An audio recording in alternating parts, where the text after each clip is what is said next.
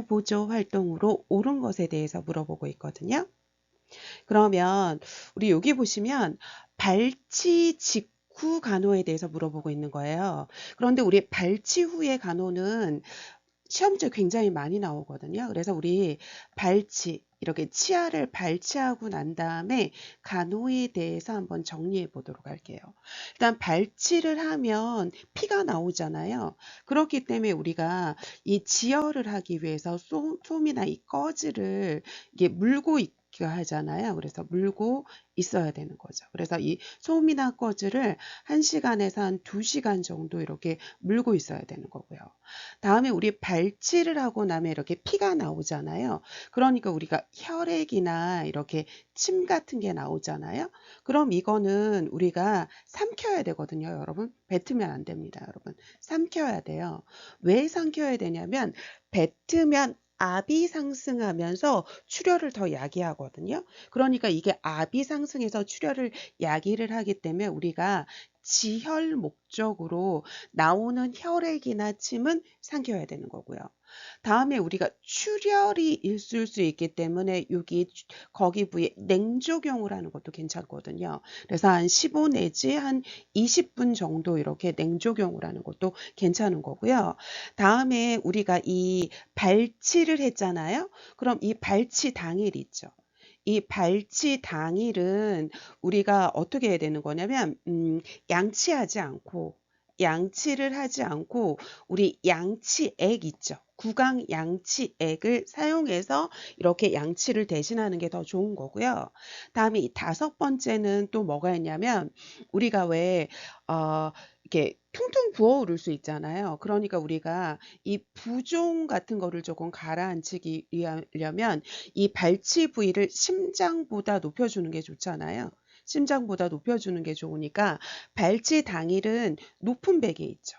이렇게 이 높은 베개를 이용을 해서 이 발치 부위를 갖다가 이 베개를 이용을 해가지고 이 발치 부위를 심장보다 높여주는 것도 괜찮은 거고요. 다음에 이 발치 당일에는 부드러운 음식인 이 유동식이 있죠. 이 유동식이를 섭취해 주는 게 훨씬 더 부드러운 음식을 섭취해 주는 게 좋은 거고요. 다음에는 이렇게 한 3일 정도 있죠. 발치 후 이렇게 3일 정도는 금연하는 게 더 좋고요. 다음에 이 3일 정도는 금욕을 하는 것도 좋거든요. 이 금욕이라고 하는 건 따뜻한 물에 담그지 말라는 거예요. 그러니까 사우나를 하지 않는 게 좋고 아니면 찜질방도 한 3일간 정도 안 가는 게 좋고요. 그리고 또 이렇게 더운 물도 안 마시는 게 더 좋습니다. 여러분 3일 정도 안 마시는 게 더 좋다고 생각을 하시면 되고요. 다음에 발치 후에 통증이 너무 심하다면 처방된 진통제 같은 거 먹는 것도 괜찮습니다, 여러분. 그럼 우리 하나하나 살펴보도록 하겠습니다. 그럼 우리 물 마실 때 빨대를 사용을 하면 압이 상승하니까 출혈을 더 야기하거든요. 그러니까 빨대 사용을 금지한다. 맞습니다, 여러분. 다음에 발치 직후에 당연히 격렬한 운동하면 안 되겠죠, 여러분. 하게 하는 게 아니라. 다음에 제가 이 더운 물은 한 3일 정도는 안 마시는 게 더 좋다 그러잖아요. 그러니까 뜨거운 음료 마시지 않는 게 좋고요. 다음에 침이나 피를 뱉으면 압이 상승해서 출혈을 야기하기 때문에 지혈 목적으로 침이나 피는 삼키는 게 좋은 거고요. 다음에 우리가 발치하면 출혈을 야기하기 때문에 온을 제공하는 게 아니라 냉을 적용하는 게 좋겠죠, 여러분. 그러니까 12번의 답은 1번이라고 보시면 되겠습니다. 다음은 13번 문제 풀어보도록 하겠습니다. 피부에 음압을 적용시켜서 우리가 어혈을 제거하고 체질을 정화하는 요법에 대해서 물어보고 있거든요. 그러면 이렇게 여기를 갖다가 우리 피부라고 생각을 해보세요, 여러분. 요게 피부면 요게 이렇게 유리관 이런 유리관 있잖아요. 요걸 여기 피부에 흡착을 시키는 거죠. 그러면 이 유리관을 피부에 흡착을 시키면 어떻게 되냐면 여러분 여기 안은 음압이 돼 버려요, 여러분. 유리관 안은. 그런데 유리관 밖은 양압이 되는 거거든요. 그럼 이 압이 달라지잖아요. 그럼 이 압이 달라지면서 여기서 이렇게 이 피부를 이렇게 끌어올립니다. 여러분. 이렇게 피부를 끌어올려요. 그래서 여기 이 피부 안에 있는 부분을 갖다가 따뜻하게 만들어서 이게 온을 제공을 하는 거거든요, 여러분. 이 간접적으로 온을 제공을 해가지고 혈액순환이나 신진대사나 이런 거를 이렇게 잘 되게 하는 거고, 그 다음에 이게 뜸이나 이 부항을 이 놓는 자리가 어디에 놓는 거냐면 경혈에 놓는 거예요. 그래서 우리가 이 경락을 자극을 한다라고 생각을 하시면 되거든요. 그래서 이 유리간 있죠.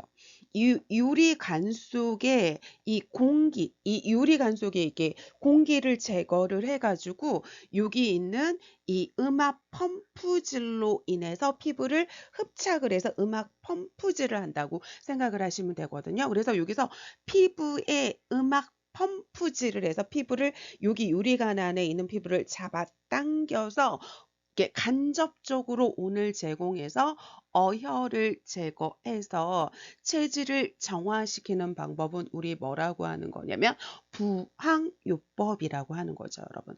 그러니까 13번의 답은 4번이라고 보시면 되고요. 다음에 다른 것도 한번 살펴보면요, 여러분. 우리 침이라고 하는 건 그냥 침이니까 당연히 아시는 거라서 요거는 제외하고요. 다음에 이 양생술이라고 하는 건 우리 왜 보건 파트에서 1차 예방, 2차 예방, 3차 예방에 대해서 배웠잖아요. 그럼 이 양생술은 여러분들이 이 1차 예방에 해당되는 개념이라고 생각하시면 되게 편합니다, 여러분. 그래서 얘는 양생술은 질병을 예방하고 그 다음에 건강을 유지하고 그 다음에 건강을 증진하는 개념에 속한다고 생각하시면 되게 편하거든요. 그러니까 질병이 생기기 전에 미리 규칙적인 생활을 한다던가 아니면 뭐 음식을 절제를 한다던가 질병이 생기기 전에 미리 다음에 심신의 안정을 취한다던가 자연에 순응한다던가 그러니까 이런 1차 예방에 해당되는 개념이 양생술이라고 생각하시면 되는 거고요. 다음에 여기 나온 구법 있죠. 구요법. 그럼 이게 구법이 뜸 놓는 거예요, 여러분. 뜸 놓는 거거든요. 그래서 여기 음압은 뜸하고 상관없잖아요. 다음에 이거 좀 지우고 좀 볼게요. 그러면 지우고 조금 보도록 하겠습니다, 여러분. 그럼 마지막으로 추나요법이 있죠. 이 추나요법을 우리 카이로프라틱이라고도 하고 그 다음에 우리 수기요법이라고도 하고 안마요법이라고도 하고 막 이러는 거잖아요. 그럼 이게 손숫자예요. 숫자가 손숫자고요. 이 기는 기술 손의 기술을 이용한다고 생각을 하시면 되거든요. 그래서 추나요법, 카이로프라틱, 수기요법은 우리가 손의 기술을 이용하는 거니까 우리가 양손가락이나 양손바닥 있죠.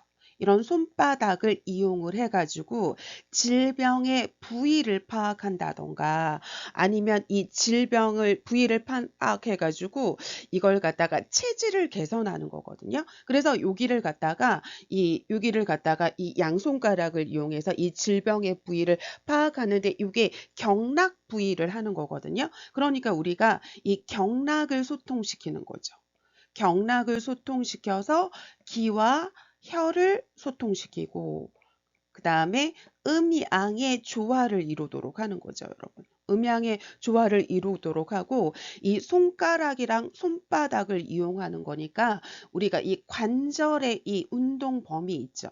이 관절의 이 운동의 유연성을 증가시켜서 관절의 운동 범위를 이렇게 증가시키도록 하는 게 바로 뭐냐면 추나요법이라고 생각하시면 됩니다. 그런데 13번은 이 음압의 원리를 이용한 거는 바로 뭐냐면 이 부항요법 4번이라고 보시면 되겠습니다. 다음은 14번 문제 풀어보도록 하겠습니다. 그러니까 한의 처치를 위한 간호볼정 활동으로 옳은 거거든요. 한방에 대한 거예요, 여러분. 그러면 우리가 아까 이 구요법 있잖아요. 그럼 이 구법은 뜸이라고 했거든요, 여러분. 그런 뜸인데 침하고 상관없죠, 여러분. 다음에 이 음압 펌프지를 이용한 부항을 할 때는 1분에서 한 15분 정도 적용을 하는 거지 30분 이상 적용하는 거 아니고요. 다음에 여기 있는 3번에 보시면 발침이라고 하는 건 우리가 침할 때 자침이라고 하는 건 침을 놓는 거고요. 유침이라고 하는 건 침을 꽂아 놓은 채로 유지하는 거고요. 발침이라고 하는 건 꽂아 놓은 침을 제거하는 거거든요. 그러면 침을 제거했으면 이 침의 개수를 확인해야 되잖아요. 그럼 이 뽑은 침의 개수를 재확인해서 우리가 혹시라도 못 발침한 침이 있는지 확인해야 되는 거니까 3번은 맞는 답이죠, 여러분. 다음에 4번에 보시면 사용한 침은 재사용하면 안 되죠, 여러분. 우리 침은 일회용을 사용을 하잖아요. 그래서 침 사용하고 우리가 어디다가 버리는 거냐면 날카롭기 때문에 우리가 손상성 폐기물에 버려야 되는 거잖아요. 그러니까 재사용하면 안 되고요. 다음에 추나요법은 수기요법이에요. 그래서 우리가 양손가락이나 손바닥을 이용하는 거지 뜸이 아니거든요. 뜸은 우리가 뭐라고 하는 거냐면 굽법이라고 얘기를 하는 거죠, 여러분. 그러니까 14번의 답은 3번이라고 보시면 되겠습니다. 다음은 15번 문제 풀어보도록 하겠습니다. 통증에 대한 설명으로 옳은 거거든요. 여러분, 우리가 이 통증이라고 하는 건 주관적이고 그 다음에 추상적인 개념입니다, 여러분. 그래서 우리가 머리 아파 그러면 우리가 그 사람이 말하는 말로 알 수 있는 거지 우리가 이 통증을 뭐 측정하거나 이렇게 객관적으로 확인할 수 있는 수치로 확인할 수 있는 방법이 없어서 이건 주관적이고 추상적인 개념이라고 생각을 하시면 되거든요. 그래서 4번에 보시면 통증이라고 하는 건 우리 실제적이고 잠재적인 조직 손상에 대해서 손상 입은 거에 대해선 그 본인이 느끼는 주관적이고 추상적인 감각에 해당되는 거니까 4번은 맞는 답이고요. 그리고 다른 것도 한번 살펴볼게요.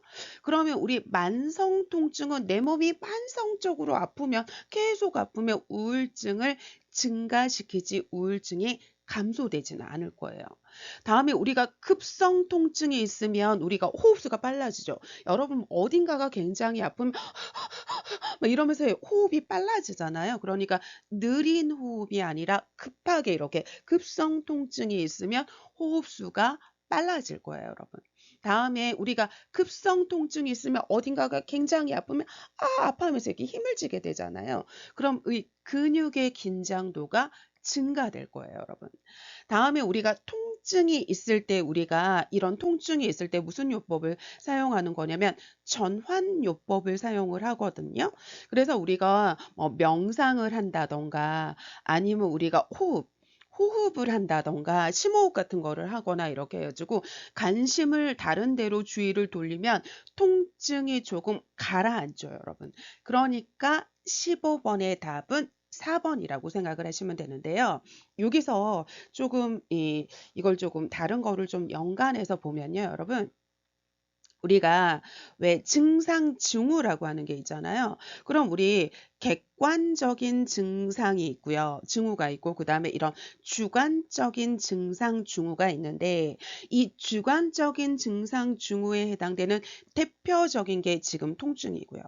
다음은 우리 가려움증인 소양증 같은 것도 내가 주관적으로 느끼는 거잖아요. 그런데 여기서 객관적인 거에 해당되는 게 대표적으로 바이탈 사인이죠, 여러분. 그래서 우리가 체온, 맥박, 다음에 호흡, 혈압은 수치로 나타날 수 있는 객관적인 거에 해당된다는 것도 이 객관적인 거랑 주관적인 거를 조금 비교해서 아셨으면 좋겠습니다, 여러분. 그래서 15번의 답은 4번입니다. 다음은 16번 문제 풀어보도록 하겠습니다. 성인 대상자가 검사를 받기 전에 금식해야 되는 검사에 대해서 물어보고 있거든요. 그럼 우리 일단 금식이 금식을 우리 MPO라고 하잖아요. 여러분, MPO라고 얘기를 하죠. 그럼 이 MPO가 필요 없는 검사에 대해서 제가 조금 얘기를 해드릴게요, 여러분. 그럼 이 금식이 필요 없는 검사는 일단 첫 번째는 뇌파 검사입니다, 여러분. 그래서 이 첫 번째는 바로 뭐냐면 뇌파, 머리로 시작되면 돼요. 이게 뇌파 검사, 뇌파 검사고 이 뇌파 검사를 우리 EEG 검사라고 얘기를 하거든요. 그다음에 이 뇌파 검사고 그 다음에 갑상선 초음파라고 생각을 하시면 돼요, 여러분. 갑상선 초음파라고 생각을 하시면 되고요. 다음에 이 밑으로 내려와서 유방 초음파. 이 밑으로 내려와서 유방 초음파도 필요 없고요. 다음에 흉부 X선 있죠. 흉부 X선.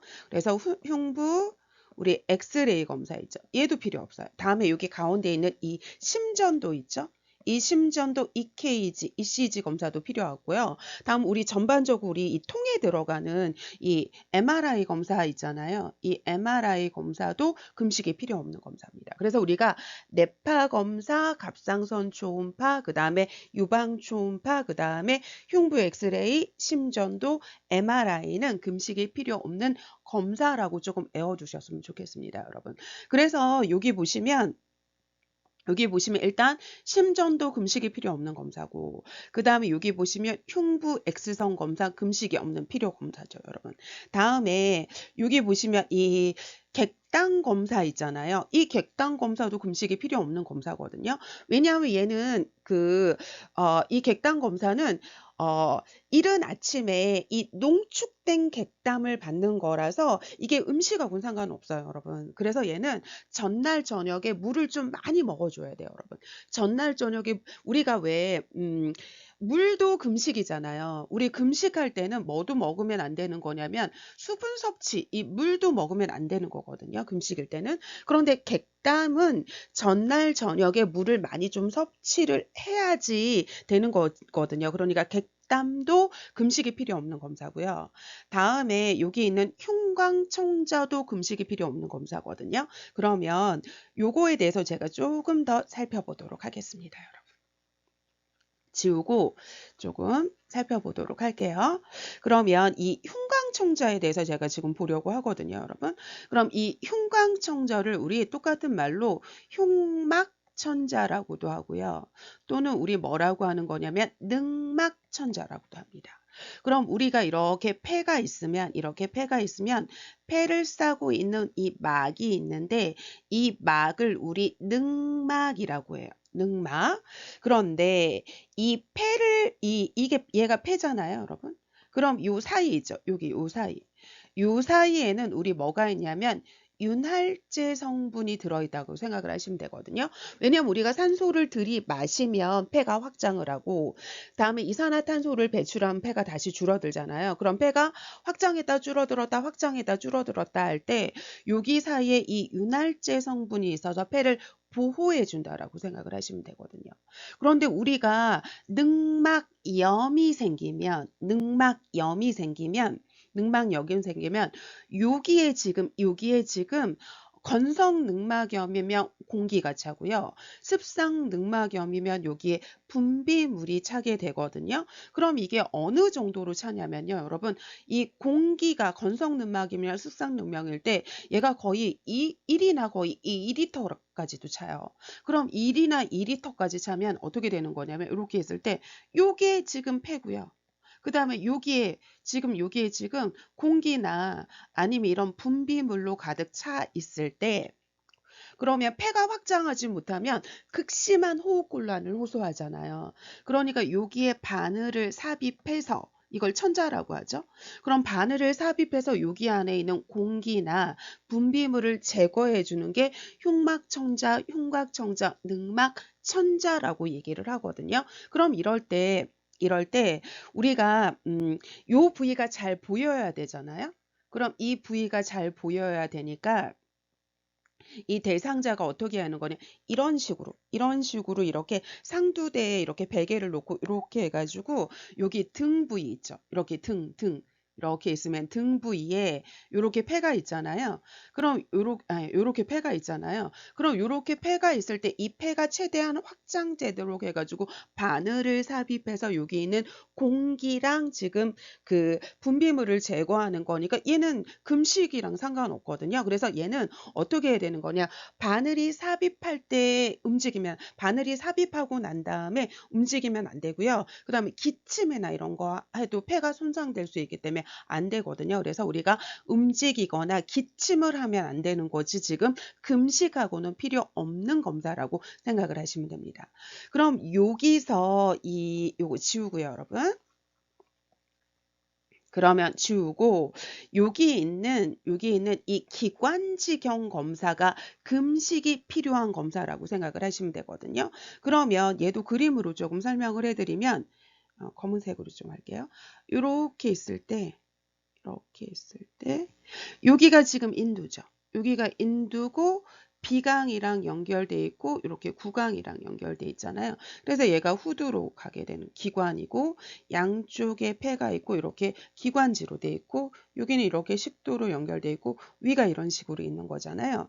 그럼 우리가 입이나 비강을 통해서 이렇게 입이나 구강을 여기 구강을 통해서 넣어도 되고요. 아니면 이렇게 비강을 통해서 넣어도 되는데 이렇게 기관지경을 넣어가지고 이렇게 기관지경을 넣어서 지금 이 호흡기계의 상태를 보고자 하는 거잖아요. 그럼 이 기관지경을 삽입할 때 이게 음식이 있으면 이렇게 넘어올 수 있어요, 여러분. 그렇기 때문에 얘 금식이 필요한 검사입니다, 여러분. 금식이 필요한 검사고요. 그래서 금식하고 해야 되는 검사고 그 다음에 이게 삽입이 될 때 이렇게 기관지경을 삽입을 할 때 여기 이게 뿌리는 마취제, 인후두 마취제를 통해서 인후두를 마취시키고 이 기관지경을 삽입을 하거든요. 그렇기 때문에 이때 이게 기관지경 검사를 하고 난 다음에 검사 후에 어떻게 해야 되는 거냐면 우리가 구개반사 있죠. 이 구개반사를 구토반사라고 하거든요. 그럼 이 구개반사, 구토반사가 돌아온 후에 음식을 섭취해야 돼요.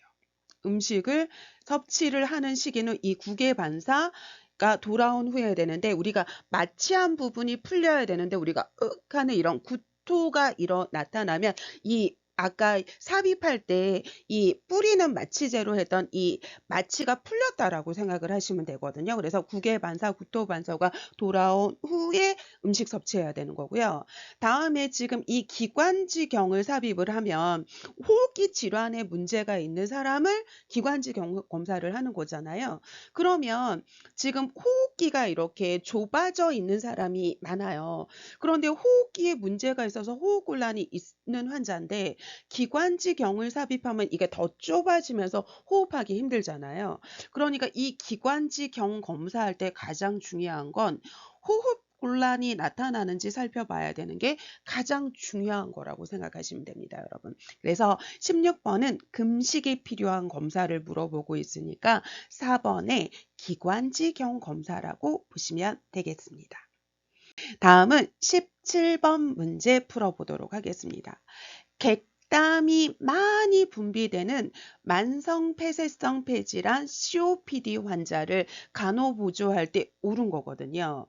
그럼 여러분 이 만성폐쇄성 폐질환 COPD 환자는 지금 호흡 곤란이 나타나는 환자죠, 여러분. 지금 이 호흡 곤란이 나타나는 환자는 우리가 호흡을 용이하게 하기 위해서는 우리가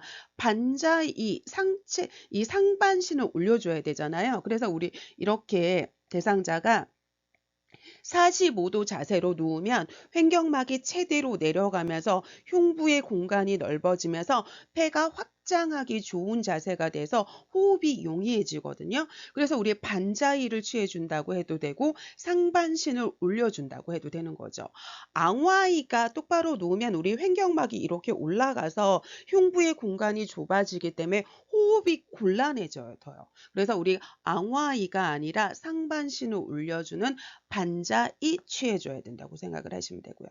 다음에 객담이 많으면 이 객담을 액화시켜야지만 객담이 배출되잖아요. 그럼 이 객담을 액화시키기 위해서 수분 섭취를 많이 한다거나 아니면 가습기를 틀어줘서 객담이 액화돼서 배출이 용이하도록 해야 되는 거고요. 다음에 이 COPD 환자도 굉장히 인체를 힘들게 하는 질환이거든요. 그렇기 때문에 우리가 고열량 식이를 해줘야 되는 거지 고열량 식이를 제한해 주는 거 아니고요. 다음에 우리가 호흡기 질환 환자한테 이 분비물을 배출해 줄 때 이 분비물 있죠. 우리가 이 분비물을 배출을 해주는 방법으로 뭐를 해주는 거냐면 체위배액을 해주는데 이 체위배액이라는 건 중력의 원리에 의해서 이렇게 분비물이 배출되도록 하는 체위인데 대부분 이런 반자위를 취하면 여기 있는 분비물이 이렇게 밖으로 배출이 돼서 여기 있는 대소변으로 나갈 수 있게 해주는 거거든요. 그런데 체위배액을 해주는 건 맞거든요. 맞는데 식사 직후에 체위배액을 하는 건 아닙니다, 여러분. 다음에 여기 5번에 입술 오므리기 호흡법을 격려한다는 게 이건 맞거든요, 여러분. 그러면 왜 그런지 이유에 대해서 조금 지우고 살펴보도록 하겠습니다, 여러분. 그러면 우리 이 만성폐쇄성 폐질환 COPD가 호흡기계 질환이잖아요, 그죠? 그럼 이 호흡기계 질환 환자들은 우리가 산소가 적은 것보다 이렇게 우리 산소를 들이마시는 걸 뭐라고 하는 거냐면 흡기라고 하고 이산화탄소를 배출하는 걸 뭐라고 하냐 호기라고 하잖아요. 그러면 여기 있는 이 COPD 호흡기계 질환 환자들은 대부분 흡기에 문제가 있는 게 아니라 CO2를 배출하는 이 호기에 문제가 있는 대상자들이거든요, 대부분. 그래서 우리가 CO2를 내뱉지 못하니까 이 몸 안에 뭐가 많은 거냐면 CO2가 많아서 문제인 거예요. 그럼 이럴 때 우리가 입술을 오므리고 이렇게 해가지고 하고 내뱉으면 CO2가 더 많이 배출돼요. CO2가 더 많이 배출되거든요. 그러니까 우리가 이 CO2를 배출하기 위해서 이 입술 오므리기 호흡법을 한다라고 생각을 하시면 됩니다. 그래서 17번의 답은 5번이라고 보시면 되겠습니다. 다음은 우리 18번 문제 풀어보도록 하겠습니다. 당뇨병 환자의 식이관리로 옳은 거거든요. 그럼 여러분 우리가 음식물을 섭취를 하면 그 음식물을 가장 잘게 쪼개가지고 우리 몸의 형태로 흡수를 하거든요. 그러면 우리가 탄수화물을 먹잖아요. 그럼 얘의 가장 잘게 쪼개진 형태가 포도당의 형태라고 생각을 하시면 되거든요. 그런데 이 포도당이 하나가 있는 게 있고 두 개가 이렇게 붙어 있는 게 있고 포도당이 이렇게 여러 개 붙어 있는 게 있습니다. 그러면 이렇게 포도당이 하나짜리를 우리 뭐라고 하는 거냐면 단순당, 얘를 갖다가 뭐라고 하는 거냐면 단당류라고 얘기를 합니다. 다음에 두 개 붙어 있는 건 우리 이당류라고 얘기를 하고요. 이렇게 여러 개 붙어 있는 걸 우리 복합당 또는 뭐라고 하는 건 다당류라고 얘기를 합니다. 그럼 이럴 때 제가 음식물을 섭취하면 가장 잘게 쪼개가지고 가장 작은 형태로 만들어서 우리 몸에서 흡수를 한다 그랬잖아요. 그럼 이 포도당 하나짜리인 단순당을 먹으면 더 쪼글 게 없기 때문에 바로 내 몸에서 흡수돼서 혈당이 촥 오릅니다. 혈당이 확 올라요. 그럼 혈당이 촥 오르니까 당뇨병 환자는 단순당을 피해야 돼요, 여러분. 이 단순당을 피해야 돼요. 피해야 되고요. 그런데 이 복합당은 이 포도당이 여러 개 붙어 있잖아요. 그러니까 얘를 먹으면 하나 쪼개서 가장 작은 형태로 쪼개야 되거든요. 그럼 얘를 하나 쪼개는데 시간이 많이 걸리잖아요. 그렇기 때문에 얘는 서서히 혈당이 오르거든요. 서서히 혈당이 올라요. 그렇기 때문에 당뇨 환자는 이런 단당류를 이걸 피하고 우리가 어떻게 먹어야 되는 거냐면 다당류, 복합당 위주의 식사를 해야 된다고 생각을 하시면 되거든요. 그러면 이 피해야 되는 이 단순당으로는 흰쌀, 흰 밀가루, 뭐 찹쌀, 뭐 이런 것들 있잖아요. 요런 것들이 바로 정제당, 요런 것들이 단순당이고, 이 복합당에 해당하는 게 바로 뭐냐면 채소, 잡곡, 뭐 이런 거라고 생각을 하시면 됩니다, 여러분. 그래서 답은 몇 번이냐? 1번은 틀렸죠, 여러분. 1번은 틀렸고, 1번은 틀렸죠. 다음에 우리 지우고 좀 더 살펴보도록 하겠습니다, 여러분. 지우고 좀 더 살펴보도록 할게요. 지우고 살펴보도록 하겠습니다. 그러면 우리 2번 볼까요, 여러분? 2번에 보시면 고섬유 섭취를 제한한다. 아니죠, 여러분. 우리가 왜 이 고섬유질이 채소 작곡이었잖아요. 그죠? 채소 작곡이고 제가 아까 이 복합당 있죠. 이 복합당 제가 다당류 위주로 먹어야 된다 그랬잖아요. 그죠? 그런데 이 복합당 다당류에 해당되는 게 우리 글리코겐이죠. 글리코겐이고 이게 우리 전분, 다음에 섬유소 이런 게 다당류거든요. 그러면 이 섬유소가 이 복합당이에요. 그러니까 이거 위주로 식사를 해야지 제한하는 거 아니죠, 여러분.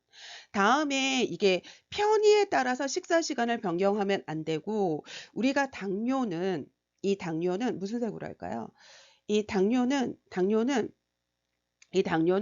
이게 혈당이죠. 이 혈액 속에 있는 이 혈당을 정상 혈당을 유지를 해야 되잖아요. 그럼 혈당을 유지하려면 규칙적인 시간 간격으로 식사를 해야지 우리가 일정한 혈당을 유지를 하는데 밥을 먹었다 안 먹었다 뭐 이렇게 밥 먹는 시간이 이렇게 들쑥날쑥하면 이렇게 규칙적인 혈당이 유지가 안 되잖아요. 그러니까 우리가 이 일정한 혈당이 유지가 안 되잖아요. 그러니까 우리가 규칙적으로 식사를 해서 혈액 속에 일정한 혈당을 유지하도록 하는 거지 편의에 따라서 식사 시간을 변경하면 안 된다라고 생각을 하시면 되죠. 다음에 요것도 조금 지우고 조금 보도록 할게요. 지우고 좀 더 보도록 하겠습니다, 여러분. 그러면 제가 아까 뭐라 그랬냐면 이 포도당이 하나짜리를 우리 뭐라고 하는 거냐면 이거 단당류 이걸 갖다가 단순당이라고 했죠. 그죠? 다음에 이렇게 포도당이 이렇게 여러 개 붙어 있는 걸 다당류. 다음에 복합당이라고 얘기를 했잖아요. 그리고 얘는 포도당이 하나짜리니까 제가 혈당이 막 급하게 오른다 그랬고 얘는 혈당이 서서히 오른다 그랬잖아요. 그래서 당뇨 환자는 이 단당류 단순당은 피해야 되는 거고 다당류 복합당 위주의 식사를 해야 된다 그랬죠. 그러면 우리가 이걸 뭐라고 하는 거냐면 GI 지수라고도 얘기하고 GI 인덱스라고 얘기를 하거든요. 그래서 이걸 GI 지수라고 얘기해요. 그럼 이 GI가 뭐라고 하는 거냐면 GI 지수라고 하는데 이걸 글루코스 인덱스라고 얘기를 하는 거예요. GI 지수. 글루코스 인덱스라고 하거든요. 그럼 이게 포도당이에요, 여러분. 그렇기 때문에 보시면 얘는 단순당은 GI 지수가 높은 거고요. 다음에 이 다당류는 GI 지수가 낮은 음식이거든요. 그럼 우리가 GI 지수가 낮은 음식을 먹어야지 이 GI 지수가 100 이상인 높은 음식을 먹으면 안 되거든요, 여러분. 그래서 4번도 틀린 답이죠. 다음에 우리가 섭취한 식사량 적어야겠죠. 내가 뭘 먹었는지 봐야 되잖아요. 다음에 측정한 혈당도 기록을 해서 먹는 거에 따라서 혈당이 어떻게 오르는지 이렇게 파악해서 이렇게 식단 조절해야겠죠, 여러분. 그러니까 답은 5번이라고 보시면 되겠습니다. 다음은 우리 19번 문제 풀어보도록 하겠습니다. 수축기 혈압이 165mmHg, 다음에 이완기 혈압이 110mmHg인 혈압에 해당되는 고혈압의 분류 단계에 대해서 물어보고 있거든요. 그러면 우리 혈압이라고 하는 거 있잖아요. 그럼 혈압은 일단 정상혈압이 있죠, 여러분. 혈압은 정상혈압이 있는 거예요. 정상혈압이 있고요. 그죠? 그 다음에 혈압이 낮은 저혈압도 있죠. 저혈압도 있고, 그 다음에 혈압이 높은 고혈압도 있는 거죠. 그럼 이 정상혈압은 120에서 80mmHg를 우리가 정상혈압이라고 하고, 그 다음에 고혈압은 우리가 90에서 60 이하를 고혈압이라고 하고, 아니 저혈압이라고 하고, 고혈압은 우리가 140에 90 이상을 고혈압이라고 얘기를 하거든요. 그러면 이 고혈압이라고 하는데 이 고혈압을 140에 90 이상을 고혈압이라고 했잖아요. 그럼 여기 지금 정상혈압에서 이 정상혈압에서 여기 있죠. 여기는 바로 뭐라고 하냐면 고혈압 전 단계에 해당이 된다고 생각을 하시면 되고요.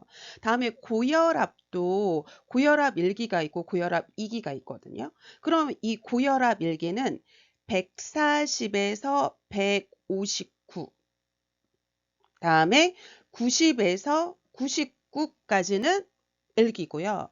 고혈압 2기는 160 이상이 된 거예요. 다음에 여기가 100 이상이 된 거는 2기 고혈압이거든요. 그럼 얘는 160 이상이죠. 그 다음에 100 이상이죠. 그러니까 고혈압 2기에 해당이 된다고 생각하시면 됩니다, 여러분. 그래서 답은 5번이라고 보시면 됩니다. 그래서 우리가 이거 다시 한번 보시면 여기 정상 혈압은 120에 80, 저혈압은 90에서 60 이하. 그 다음에 고혈압은 140에 90 이상인데 여기 정상혈압에서 이 고혈압 여기 요 사이는 고혈압 전 단계고 고혈압도 1기 고혈압이 있고 2기 고혈압이 있는데 140에 90 이상이 고혈압이었으니까 140에서 159 그다음에 90에서 99는 1기 고혈압이고 160 이상 100 이상이면 2기 고혈압이라고 한다고 생각하시면 됩니다. 그래서 19번의 답은 5번이라고 보시면 되겠습니다. 다음은 20번 문제 풀어보도록 하겠습니다. 간경화로 인해서 황달로 인해서 소양증, 가려움증을 호소하는 환자를 위한 간호보조 활동으로 옳은 거거든요. 여러분 우리가 가려움증은 피부가 건조하면 더 가려워요, 여러분. 우리가 피부가 건조하면 이 소양증이 굉장히 심해지거든요. 그렇기 때문에 건조하지 않게 우리가 보습제 사용해야 돼요. 로션이나 오일 같은 보습제 사용해서 건조하지 않도록 해야 되고 건조하지 않도록 우리 수분 섭취 많이 해야 되고요. 다음에 건조하지 않도록 우리 가습기 같은 거 사용한다고 생각하시면 되거든요. 그래서 피부를 건조하게 유지하는 게 아니라 건조하지 않게 해야 되고요. 다음에 우리가 가려우면 손톱으로 긁지 않게 해야 되거든요. 우리가 가려울 때 손톱으로 긁으면 2차 감염을 유발해요, 여러분. 그래서 우리가 2차 감염, 손톱으로 긁어서 2차 감염되는 걸 예방하기 위해서 손톱으로 긁지 않도록 해야 되니까 2번은 맞는 답이거든요. 그러니까 20번의 답은 2번이라고 보시면 되겠습니다. 다음에 조금 지우고 좀 볼게요. 지우고 살펴보도록 하겠습니다, 여러분. 그러면 우리가 가려움증이 아니라 하더라도 뜨거운 물로 목욕을 하면 화상의 우려가 있으니까 안 됩니다, 여러분. 그리고 우리가 치료적 목욕이라고 하는 거 있잖아요. 우리가 치료적 목욕이라고 하는 거에 우리가 미온수 목욕이라고 하는 게 있죠. 이 미온수 목욕이라고 하는 게 있는데 이 미온수 목욕도 굉장히 중요하잖아요. 이 미온수 목욕이라고 하는 건 체온보다 2도씨 낮은 물로 목욕을 하는 게 미온수 목욕이거든요. 근데 이 미온수 목욕은 언제 하는 거니까 열을 내리는 해열 목적으로 하고요. 그 다음에 이 소양증, 가려움증을 완화하는 이 소양증 완화를 목적으로 하는 게 미온수 목욕이거든요. 그러니까 이 소양증 완화를 위해선 체온보다 2도씨 낮은 물로 목욕을 해야지 뜨거운 물로 목욕하면 안 되고요. 다음에 맵고 자극적인 음식을 섭취하면 오히려 소양증이 훨씬 더 심해지는 거고요. 다음에 우리가 가려울 때는 땀이 나면 더 가렵잖아요. 그러니까 우리가 방 안의 온도를 서늘하게 해줘야 되고, 그리고 이 소양증 간호를 하기 위한 거 다른 거를 조금 더 살펴보면요, 여러분. 우리가 옷이 딱 끼면 더 가렵잖아요. 그러니까 우리가 좀 헐렁한 옷 있죠. 이런 헐렁한 옷을 입도록 하는 거고요. 다음에 이 소양증 완화를 위해서 우리가 뭐 황산 마그네슘 목욕을 한다던가, 아니면 중조 목욕을 한다던가, 아니면 가려울 때 우리 칼라민 로션을 발라준다던가, 아니면 우리가 이게 알러지로 인한 거라 그러면 이렇게 항히스타민제를 발라준다던가, 뭐 이런 거를 항히스타민제를 처방해 준다던가, 이런 것도 하나의 방법이라고 생각하시면 되겠습니다, 여러분. 그래서 20번의 답은 2번이라고 보시면 되겠습니다. 다음은 21번 문제 풀어보도록 하겠습니다. 뇌졸중 환자의 간호보조 활동으로 울은 거거든요. 그러면 우리가 요걸 조금 볼게요, 여러분. 우리가 뇌졸중은 중풍이라고도 얘기를 하잖아요. 그럼 얘가 두 가지가 있죠. 우리가 혈관이 이렇게 좁아진 걸 우리가 뭐라고 하는 거냐면 뇌경색이라고 하고, 뇌혈관이 터지면 우리 뭐라고 하는 거냐면 뇌출혈이라고 얘기를 하죠. 그래서 우리가 뇌혈관이 좁아진 뇌경색이 있고 뇌혈관이 터진 뇌출혈이 있어, 얘네 두 가지를 갖다가 뇌졸중이라고 하죠. 다음에 이 뇌졸중의 대표적인 여러 가지 증상이 있지만 대표적인 증상 두 가지는, 첫 번째는 바로 뭐냐면 편마비가 나타나죠. 편마비. 그래서 좌측 뇌가 망가지면 우측 마비가 나타나고, 우측 뇌가 망가지면 우리가 손상이 되면 좌측 마비가 나타나는 이 편마비가 나타나고, 이 한쪽에 마비가 나타나니까 우리가 언어 장애 같은 게 나타나는 게 특징이라고 생각을 하시면 되거든요. 그럼 우리가 이 마비가 나타났을 때, 이 편마비나 이 사지마비 같은 이런 마비가 나타났을 때 재활 운동을 해서 이거를 갖다가 훨씬 더 재활 운동에서 더 굳지 않도록 해야 되고, 이 사지마비가 재활을 통해서 조금 움직임이 가능한 상태로 점점 좋아지도록 해야 되는 거지, 재활 운동을 금지하는 게 아니죠, 여러분. 다음에 요거는 극심한 두통도 관계가 있지만 여기를 조금 할게요, 여러분. 그러면 여기 보시면 우리 뇌에 문제가 있는 사람 있죠. 그럼 뇌에 문제가 있는 사람은 공통적으로 거의 뇌압이 상승해요, 여러분. 뇌압이 상승하거든요. 그럼 이 뇌압 상승을 예방하려면 어떻게 해야 되는 거? 머리 있죠. 이 두부를 15 내지 30도 정도 상승시켜야지 되는 거거든요. 뇌압 상승을 예방하기 위해서. 그러면 우리 극심한 두통을 호소하면 뇌압 상승을 방지하기 위해서 침상 머리를 내리는 게 아니라 15에서 30도 정도 올려줘야 되는 거죠, 여러분. 그래서 2번 틀렸고요, 여러분. 다음에 요것도 지우고 좀 더 살펴보도록 하겠습니다. 그러면 우리 삼킴 장애가 있다고 하는 건 여기 보시면 이렇게 사람이 있을 때, 요렇게 가면 여기 호흡기계잖아요. 그죠? 다음에 일로 가면 이게 소화기계잖아요. 그죠? 이렇게 있고요. 그리고 요렇게 있을 때 여러분 보세요. 요로 가면 호흡기계죠. 그죠? 그런데 제가 파란색으로 하는 거, 일로 가면 소화기계잖아요. 그런데 여기 초록색으로 된 여기 인두는 빨간색도 있고 파란색도 있잖아요. 그러니까 이 인두는 소화기랑 호흡기계를 겸하고 있는 장기거든요. 그러면 우리 삼킴 장애, 이 연하곤란이 이러면 잘 삼키지 못하니까 음식물을 먹으면 이렇게 소화기계로 내려가야 되는데 잘 삼키지 못하면 호흡기계로 넘어갈 수 있거든요. 그럼 우리가 이걸 갖다가 우리 뭐라고 하는 거냐면 살에 걸렸다고 얘기하거든요. 그럼 이 살해를 예방하기 위해서 고개를 이렇게 눈은 정면을 바라보고요. 고개를 숙여서 호흡기계를 꺾어버리는 거예요. 호흡기계를 꺾으면 이걸 이렇게 숙이니까 음식물이 이렇게 소화기계로 들어가는 거거든요, 여러분. 그래서 여기 보시면 보세요. 삼킴 장애가 있으면 눈은 정면을 바라보고 고개를 숙이고 턱을 잠긴 자세로 삼켜야지만 음식물이 소화기계로 들어간다고 생각하시면 됩니다, 여러분. 다음에 여기를 조금 지우고 조금 살펴볼게요. 그러면 우리가 제가 아까 요걸 좀 볼게요. 아까 아까 보시면 우리가 뇌졸중은 이 뇌졸중은 뭐가 있다 그랬냐면 뇌혈관이 막힌 뇌경색이 있다 그랬고요. 다음에 뇌혈관이 터진 뭐가 있다 그랬냐면 뇌출혈이 있다 그랬잖아요. 그죠? 그러면 이 뇌경색 있죠.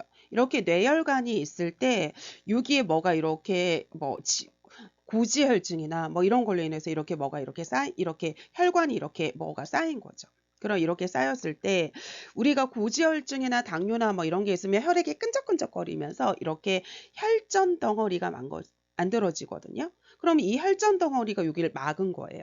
그러면 여기 있는 혈액이 여기 못 가잖아요. 그럼 지금 여기가 뇌혈관이 막힌 거거든요, 여러분. 뇌혈관이 막히면 우리가 뇌경색이 되는데 요럴 때 우리가 빨리 병원에 가서 이 혈전 덩어리를 녹이는 항응고제를 사용을 하면 이 혈전 덩어리가 녹아져서 정상으로 회복이 가능하거든요. 그런데 이 항응고제를 이렇게 투여받은 사람은 의사의 처방이 있는 한 계속 먹어야 돼요. 왜냐하면 지금 이거는 이 혈전 덩어리를 녹인 거잖아요. 그러면 또 혈전이 만들어질 확률이 높은 사람이기 때문에 임의로 항응고제를 중단하면 안 됩니다, 여러분. 그래서 임의로 중단하면 안 되니까 4번도 틀린 답이고요. 다음에 지우고 이제 5번 문제 살펴볼게요. 지우고 5번 문제 살펴보면 여기 보면 편측 시야장애 한쪽이 안 보인다는 거예요. 그러면 환자가 볼 수 있는 쪽에 물건을 배치해야죠. 볼 수 없는 쪽이 아니라 볼 수 있는 쪽에 물건을 배치하는 거니까 5번은 맞는 답이죠. 그러니까 21번의 답은 5번이라고 보시면 되겠습니다. 다음은 우리 22번 문제 풀어보도록 할게요. 물건을 들어 올릴 때 유통을 예방하는 거잖아요. 그럼 이거 신체 역학의 원리에 대해서 물어보고 있는 거죠, 여러분. 신체 역학의 원리에 대해서 물어보고 있는 거예요. 그럼 우리 이 신체 역학의 원리를 한번 정리해 볼까요? 그럼 첫 번째는 우리가 허리 높이에서 일하는 게 좋거든요. 그래서 우리가 어떤 일을 할 때는 이 허리 높이에서 일하는 게 좋은 거죠. 그래서 이 허리 높이를 다른 말로 가슴과 이 허리 높이에서 이 가슴과 허리의 이 중간 높이인 딱 이걸 정확하게 말해서요, 여러분. 정확하게 말해서 뭐라고 하는 거냐면 배꼽 높이가 딱 좋은 거예요. 배꼽 높이. 그런데 이 배꼽은 가슴과 허리의 중간이라고 표현을 하거든요. 정확하게는 배꼽 높이인데 이걸 갖다가 우리 가슴과 허리 사이의 이 중간 높이에서 하는 게 좋은 거고요. 다음에 두 번째는 대상자와 나의 거리는 가까워야지 힘을 줄 수 있지 멀리 있으면 힘을 주기 힘들어요. 그러니까 가까이 있어야 되고요. 다음에 두 발을 어깨 넓이로 벌려서 바닥에 지지면 기저면을 넓혀야 되는 거죠, 여러분. 다음에 양다리에 골고루 체중 실어야 되고요. 한 발을 살짝 앞으로 보내면 이 두 발을 어깨 넓이로 벌렸을 때 이 바닥에 이 기저면이 넓어졌잖아요. 그런데 이럴 때 한 발을 살짝 앞으로 보내면 삼각형이 형성이 되면서 이 바닥의 기저면이 더 넓어지거든요. 그러니까 한 발을 살짝 앞으로 보내는 것도 좋습니다. 다음에 우리가 허리는 절대 굽히면 안 돼요. 그래서 허리는 굽히면 안 되는 거고요. 이 무릎을 굽혀서 무게 중심점을 낮춰서 쭈그리고 앉는 자세를 해주는 거고요. 다음에 우리가 작은 근육이 아니라 큰 근육 사용하는 거고 허리를 회전해서 방향을 돌리면 허리가 다치기 때문에 두 발로 조정해서 방향을 전환해야 된다고 생각하시면 됩니다. 그럼 우리 하나하나 살펴보도록 하겠습니다. 우리 물건이나 대상자와 나와의 거리는 최대한 가까이 있어야지만 힘을 줄 수 있지 멀리 있으면 힘을 줄 수 없어요. 그러니까 가까이 있어야 되는 거고요. 다음에 허리는 굽히면 안 되고요. 우리가 이 무릎을 굽혀야 되는 거고요. 다음에 방향 전환할 때 허리 회전하면 허리가 다치기 때문에 두 발로 조정을 해야 됩니다, 여러분. 다음에 우리가 물건을 들어 올릴 때 무게 중심점을 무릎을 굽혀서 무게 중심점을 낮춰야 되는 거고요. 다음에 한 손으로 물건을 들어 올릴 때 두 발을 이렇게 벌리고 한 발을 살짝 앞으로 보내면 삼각형이 형성이 되면서 바닥의 지지면이 더 넓어지는 거거든요. 그렇기 때문에 발을 앞뒤로 벌려서 지지면을 넓게 유지하는 거 맞는 겁니다, 여러분. 그러니까 22번의 답은 5번이라고 보시면 되겠습니다. 여러분, 이 기초 간호학 문제가 많아서 오늘도 여기서 끊어가도록 하겠습니다. 여러분, 수고 많으셨습니다.